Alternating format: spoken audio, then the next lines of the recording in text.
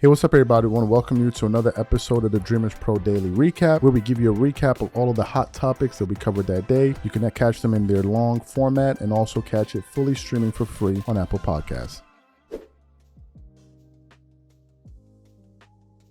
So this is a video that I had no idea we're going to be producing. By the way, I forgot to mention it in the other show, so let me just say it now. We're going to be on break. I'm going to be on vacation starting tomorrow, after today or whatever.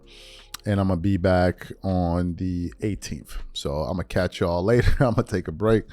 It's been a really, really intense year so far. So we're going to be on break, but we're going to be back again on August 18th. So if y'all don't see us, just know that I'm taking a break for a little bit. But anyway, so I was already in vacation mode, man. I was asking myself, are we going to do 2 videos? I was like, I wasn't sure. But, and then I was like, okay, I saw this topic at the last minute. I'm like, well, I didn't know this was going to be a thing. So as you guys know, Luka just recently signed his contract extension worth $165 million with the Lakers all the way to 2028, with the player option to then, opt out and then sign a longer contract worth about $400 million, where he could be earning potentially $80 million per annum, not mentioning endorsements, right? So Luka is doing his thing, right? He's getting to the bag. And during his press conference, when he were talking about it, some Lakers showed up. Marcus Smart showed up. Some other guys showed up. The coach showed up. A.N. showed up. I don't remember all the Lakers.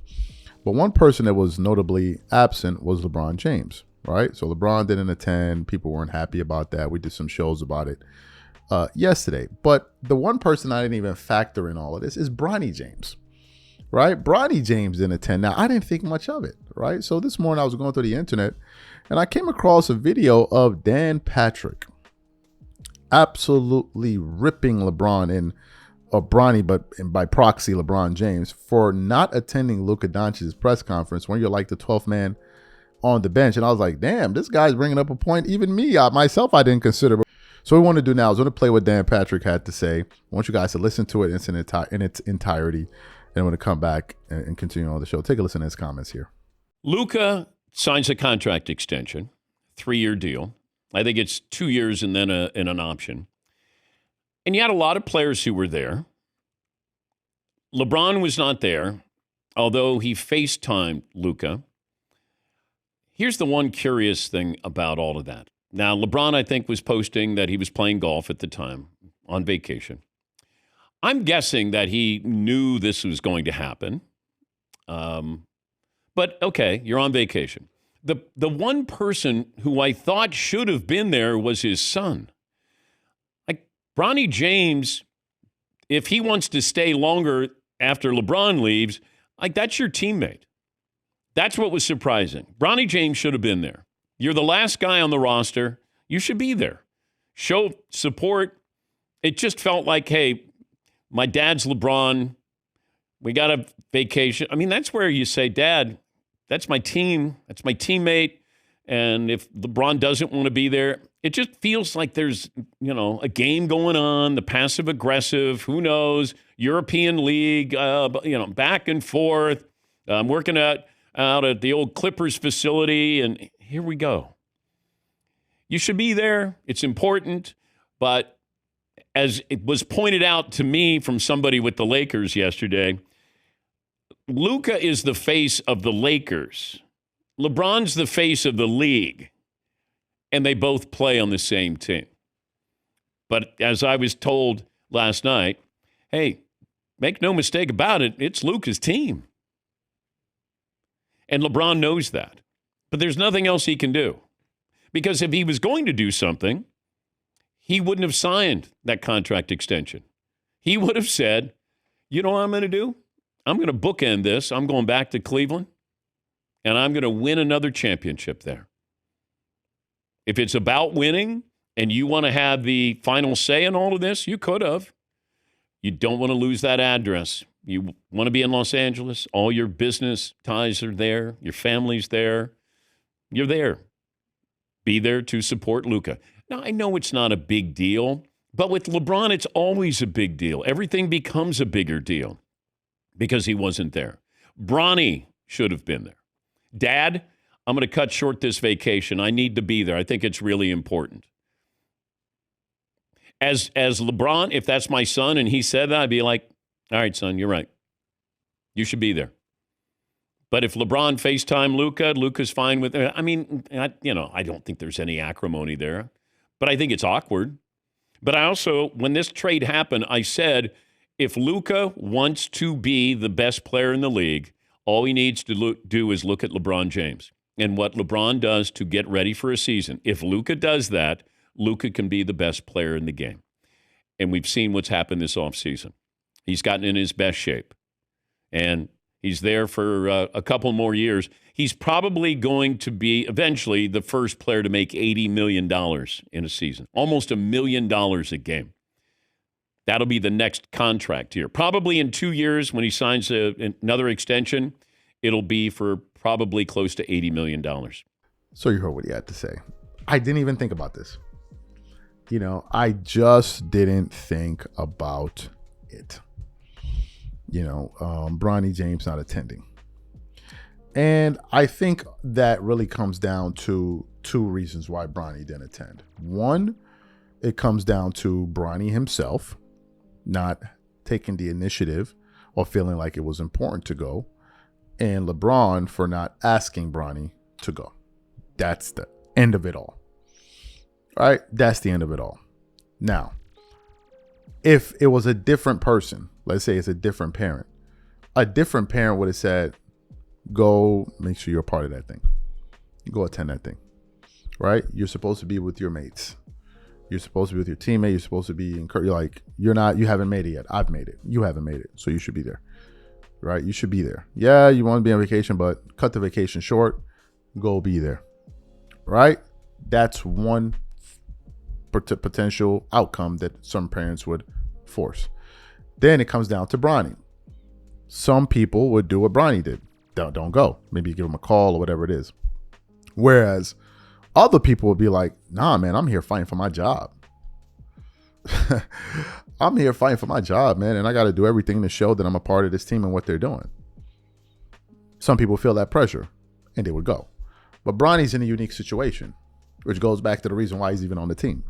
His dad is the reason that he's on the team. So he's like, there's no need for me to go. I'm not fighting for my job security. Now, when his father retires at the end of the season or stops playing for the Lakers at the end of the season, then your dad's not going to be there to save you, right? You got to make it on your own steam. Not to say that he doesn't work out and he doesn't put in the work. Nobody's saying all that, but your father not being on the team anymore is going to be a major difference. And now Luka's there, and he may be cool with your pops and all, but bro, like, ain't nobody going to be here looking over your shoulder anymore. You're going to have to figure it out on your own, right?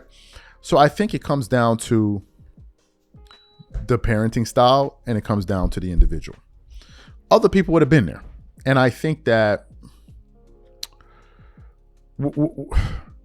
we have to look at it from two various vantage points. LeBron James not being there, if you look at it from his standpoint, okay, first of all, LeBron is an older guy. He's in his 40s. He has tenure. So LeBron can get away with, hey, man, just give him a call, Luka can understand it because LeBron is more accomplished than Luka. It's a different thing. But a player like Bronny can't get away with it because he hasn't accomplished anything. He's going into his second year as an NBA player. So he doesn't have the pull to just be like, yeah, man, I was in it. It's a totally different thing, right? It's a totally different thing. And it comes down to the individuals, right? Some people would have been there, right? And some people's parents would have forced them to be there, whereas others, it would have been like, it's no big deal. Now, Dan Patrick feeling like, this and this and this. Yeah, I get what he's saying, but you're dealing with an unusual circumstance. You're dealing with a player who's the son of a billionaire, and he might not have the same urgency that a guy who he's not a son of a billionaire, and he's starting off his career, and he has to make things work on his own, where you want to be in the good graces of a star player who would always want you on the team. It's a totally different thing, right? It's a totally different thing altogether. So Dan is looking at it from a normal person standpoint, but you're not dealing with normal people. You're dealing with a very unique situation. A very unique situation. How does it look? It doesn't really matter how it looks because LeBron's going to be gone anyway. It doesn't really matter. And Bronny's not a factor to what this team is doing. despite what some people in media want to make, it's not a factor. He's like the 12th man on the bench. There are way better players on that roster than him at this present moment in time. But from an optics standpoint, I think it would have worked really well if he did show up. But again, folks, it comes down to the person, right? It comes down to the person. When your father's a billionaire, I mean, it takes a unique kind of person to just like not even factor that. Like it comes down to the individual, man. So that's the way I see it, right? I'm not holding it against them because that's who they are, right? And other people would have probably did differently. So let's get into this topic here. So we did some shows recently that were centered on LeBron and these guys from Maverick Carter starting a rival league with the NBA. They're supposed to be like a league that performs similarly to like Formula One, that travels from country to country, plays everywhere, and they're going to give the players an ownership stake in the team, in the league, which they don't do in the NBA. And then you saw the picture of him and LeBron and Maverick Carter and Nikola Jokic's agent, who has a lot of access to a lot of talent out there in Europe, and essentially making a league that's going to compete with the NBA. We did a show about this. We reacted to it.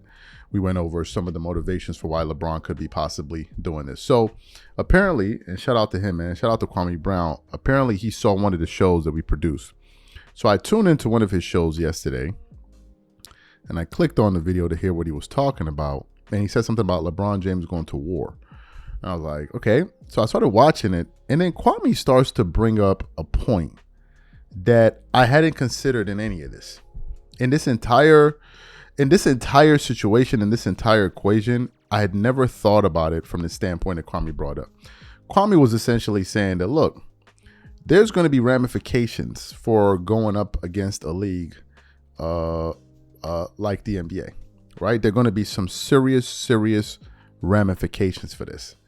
And LeBron needs to understand what he's about to do and what he could be potentially opening up himself for. But as he was talking about that, and we're going to get his comments in a moment, he brought up a video that we had done where we were reacting to what Stephen A. Smith had said about what's really going on behind the curtains. Why LeBron was causing problems at the All-Star game, why he was telling players to not compete and all of this stuff. And Stephen A. Smith essentially revealed, because Kwame referred to it, and I want to play because we did a show about this in January. He was basically talking about why the NBA is not going to let LeBron own a team, which then kind of brings us to the reason why all of this is happening, because essentially they're shutting LeBron James out of the league. He's not going to be a team owner.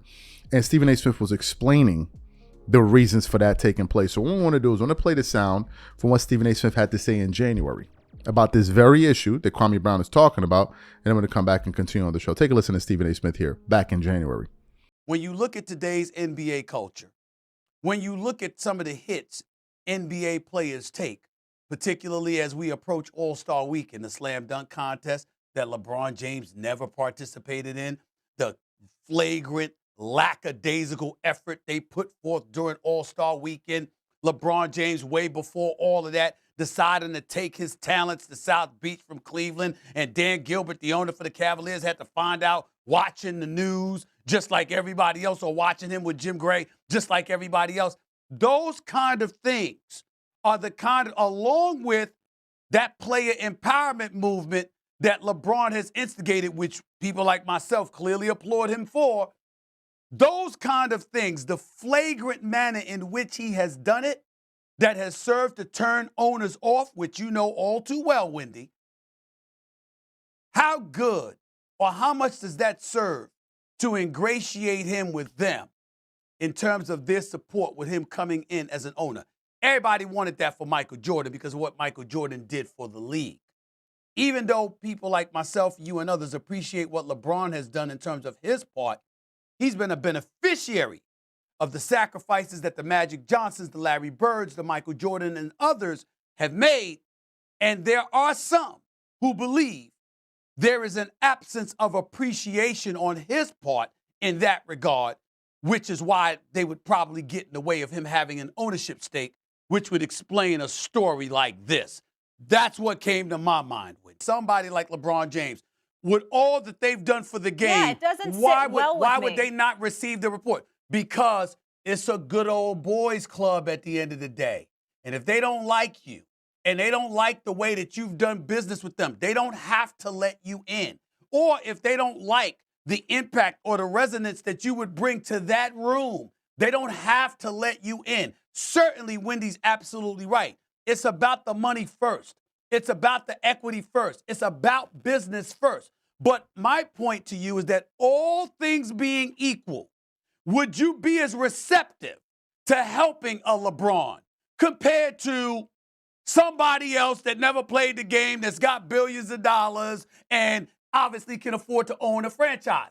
Chances are you're going to give him resistance because you've seen the league have issues with LeBron despite all he's done for the league, because in several instances, there are things that he has done that they've deduced is against their best interests as owners, as a business. They feel that way, whether it's accurate or not. They actually feel that way. And I know this because I have been told this by people who are in that room. And I'm sure Wendy has as well, because they don't feel, even though they know he's done a tremendous amount for the league, we all know this, there are other things that he has done that has not been helpful. And they know it, they feel it, and they point the finger at him for it. I brought up the slam dunk contest. They talk about that. We all brought up the lackadaisical effort that they put forth for the All-Star game on Sunday for All-Star weekend. You think they don't look at LeBron James? Larry Bird and Dr. J and them come in and talk to the team last year, and they think that they've touched the pulse of the players and all of this stuff. And then they say, you know what? LeBron just gave a side eye to everybody else. And the next thing you know, they went out there and allowed 400 points damn near to be scored, putting forth no effort whatsoever. It may not have been his fault, but they didn't view it that way. Yeah. And because they didn't view it that way, those are the kind of elements, those increments of things, those incremental things that could be problematic when you're asking for equity in a prestigious sports brand. No, that is the bottom line. Great. So you heard what he had to say. Now, that's what Kwame Brown was referring to in his sound. Then Kwame goes on to say that, look, if you're going to go to war with the NBA, you need to be careful and you need to make sure all of your ducks are in a row and understand that they're going to come for you. They are going to come for you the same way when Cosby wanted to own a network. He says, whenever you want to pull off power moves like this, you need to understand that you're no longer playing a kid's game anymore. And now things are about to get very serious. Take a listen to what Kwame Brown had to say here, this warning that he sent to LeBron. Take a listen to this here. Saw something on the news. I saw LeBron James. LeBron. Lord have mercy, LeBron.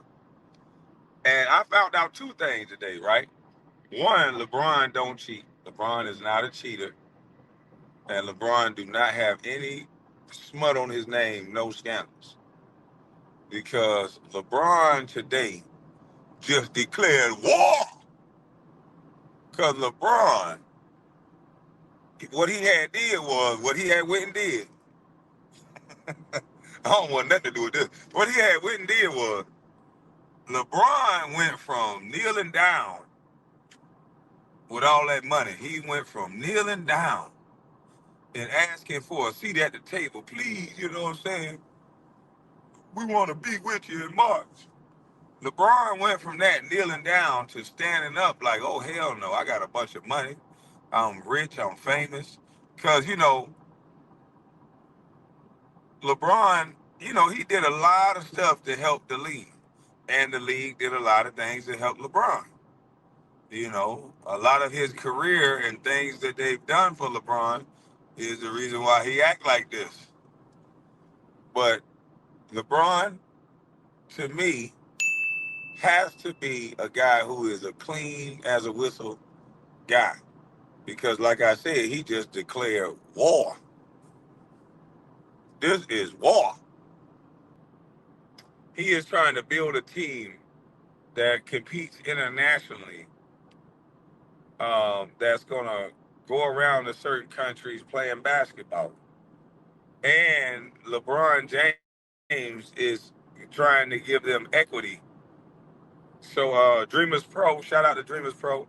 And I think the dude Doug Gatchley, he talked about LeBron and said LeBron is a selfish son of a, and I don't think nobody gonna diss this dude.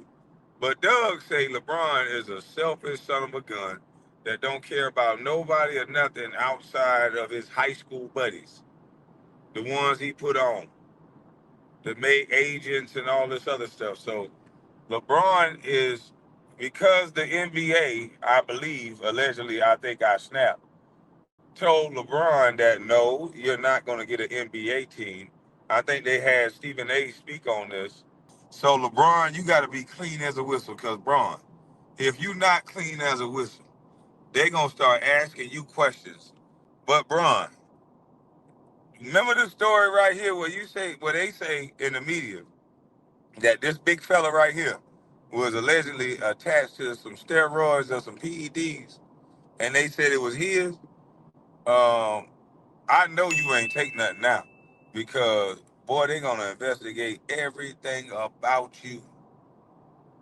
And I know you can't be cheating on Savannah, because boy, they about to investigate everything about you. See, the darling media, the same darling media that got everybody loving you, they gonna use that against you now. Every time somebody try to pull a power move like this, usually they just beat them with scandals.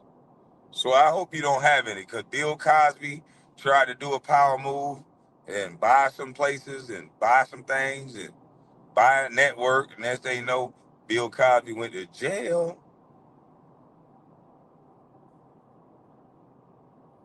So I'm just saying. But listen, man, I'm just telling you, when you make moves like this against the powers that be, a league that helped build you and make you, dubbed you as the king, This like a slap in the face. And the NBA, this what you get. This what you deserve.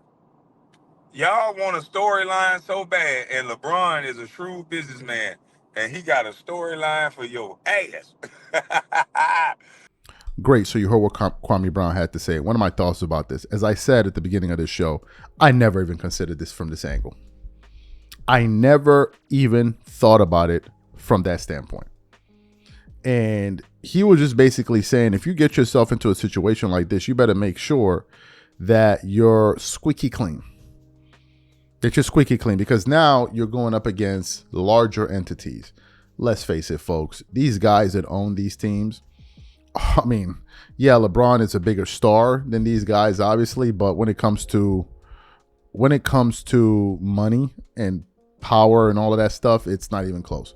To give you guys an example of this, okay, LeBron James is worth, let me see, LeBron James net worth, he is worth $1.2 billion according to Google.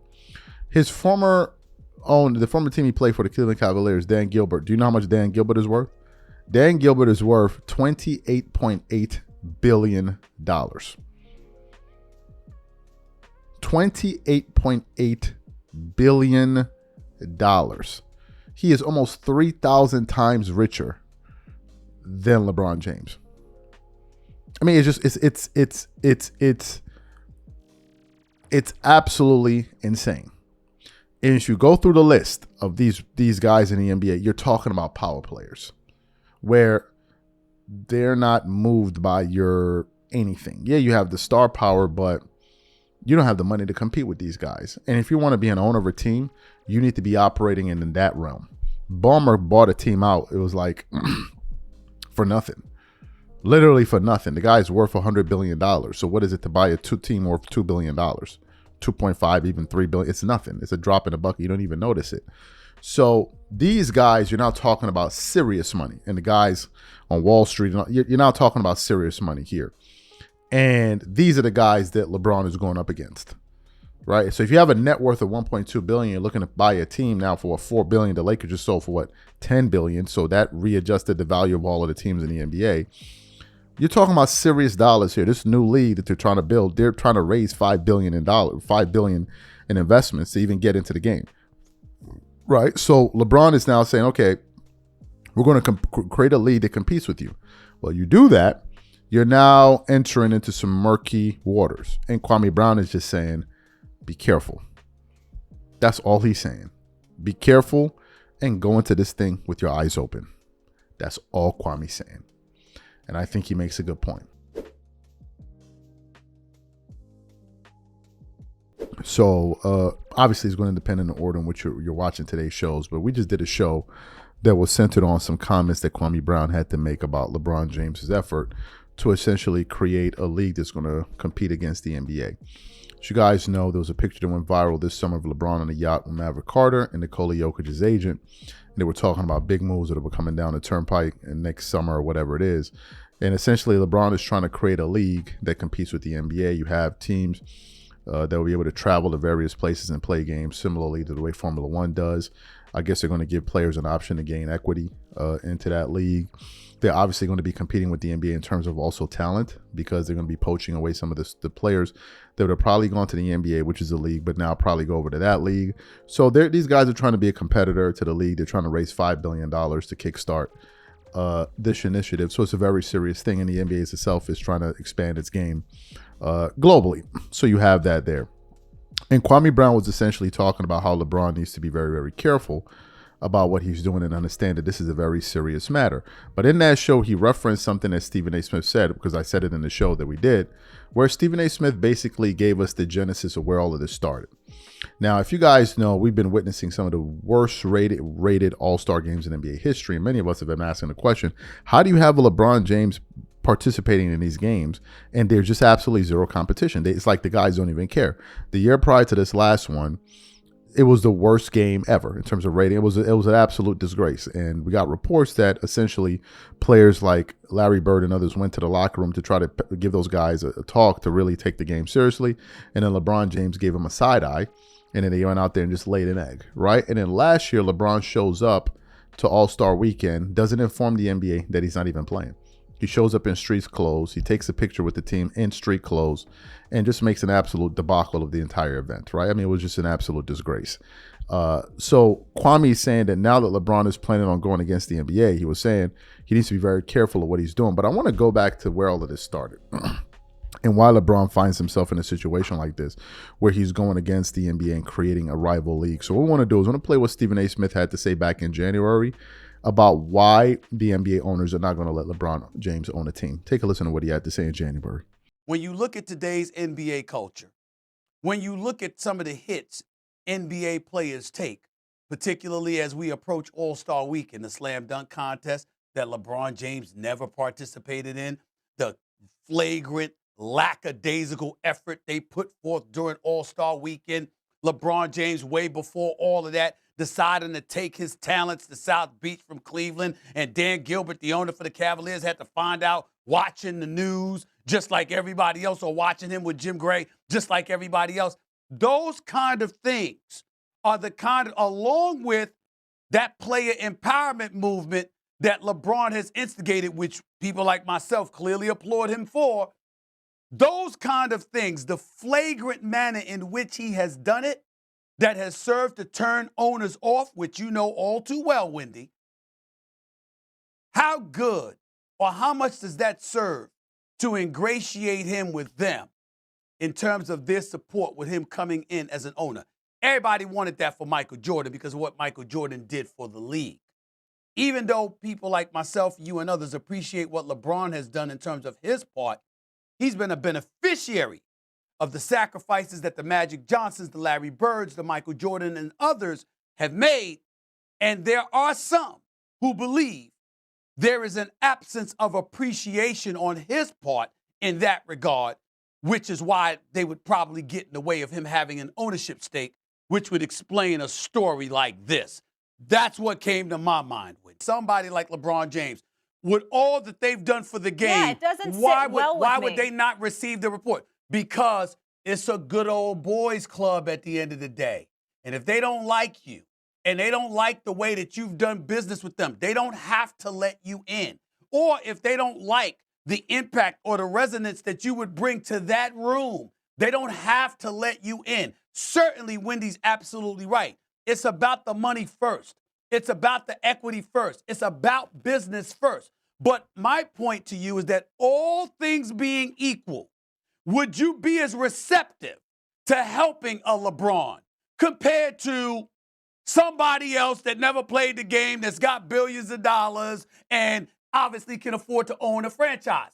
Chances are you're going to give him resistance because you've seen the league have issues with LeBron despite all he's done for the league, because in several instances, there are things that he has done that they've deduced is against their best interests as owners, as a business. They feel that way, whether it's accurate or not. They actually feel that way. And I know this because I have been told this by people who are in that room. And I'm sure Wendy has as well, because they don't feel, even though they know he's done a tremendous amount for the league, we all know this, there are other things that he has done that has not been helpful.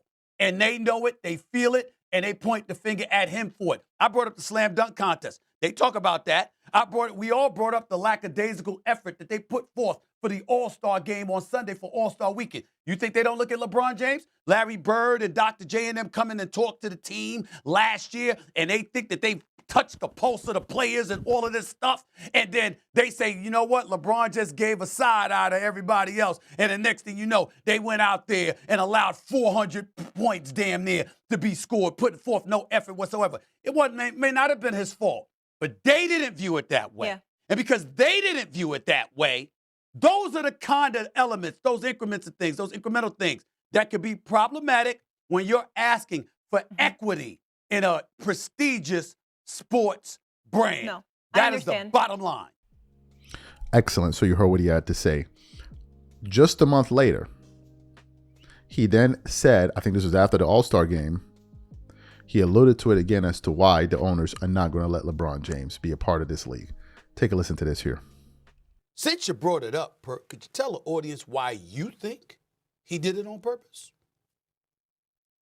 I mean, listen, this wasn't just a sudden decision. LeBron James, this guy's like, when it comes down to routine and knowing what he's going to do, he's always on point. So when he announced yesterday that he said, "Oh yeah, I'm not gonna be participating today in the All-Star game," I said to myself, "Bro, you knew that way when they announced you as an All-Star." Like, I mean, But why do you think he didn't tell us, is what I'm asking you. Why do you think he handled it the way that he did? That's what I'm asking. I mean, this LeBron James. I mean, this LeBron James. This is what he do. This is what he do. You know it. You know it. Okay. Yeah, but I get where you're trying to get, Stephen A. Like, what was the meaning behind it, essentially? So a replacement couldn't be named, or he was drawing attention to himself, or he was sending a message that, you know, he's bigger than the league. He doesn't need to be in the uniform. But, Perk, you're just... Molly? Yeah. Molly, if LeBron James, regardless of his partners and stuff like that, if LeBron James, who obviously deserves to be an owner in this league someday, Shannon, Big Perk, Molly, if he doesn't get it, look at moments like this as to why that is. You depart from Cleveland to Miami, the way you handled it. You spoke up against the play-in, the way you handled it. There's certain things in terms of player empowerment, the way you handled it. Yesterday, the way he handled it. Make no mistake, fair or unfair, folks are going to remember that. Mark my words. Great. So you heard what he had to say. What are my thoughts about this? We produced a show recently where Doug Gottlieb said that the LeBron James doesn't give a damn about anybody in the league and all of this stuff. The fact is, it's been a mutual relationship between the NBA and LeBron James. He's helped the league has helped him. But now he's like, the hell with these guys. All right, if you guys are not going to let me become an owner, I'm going to go create a league that's going to be competing with you. And the reason that Stephen A. Smith outlined at the top of this show is the reason why LeBron is starting his own league. They're shutting him out because they don't like the way he has been moving throughout the NBA. They don't like it. They were willing to let Jordan become a part of the get a piece of the pie because Jordan helped elevate the league. He wasn't competing against these guys in the best interest of the league. LeBron was. LeBron ushered in the player empowerment. He stopped competing in all-star game. He didn't compete in all slam dunk contests and all. He would just seem like it was about him, right? And the owners didn't like that. They didn't like it at all, right? And if you're looking at it from the standpoint of owners, they're like, well, why would I let you be a part of this when you've been trying to screw us over the last 20 years? It makes sense. These are all human beings at the end of the day. People are going to hold vendettas against people. And I think that that's the reason why you see LeBron going against the NBA and try to start this rival league. And we're going to have to wait and see where this goes because I think it's going to get interesting as time goes on.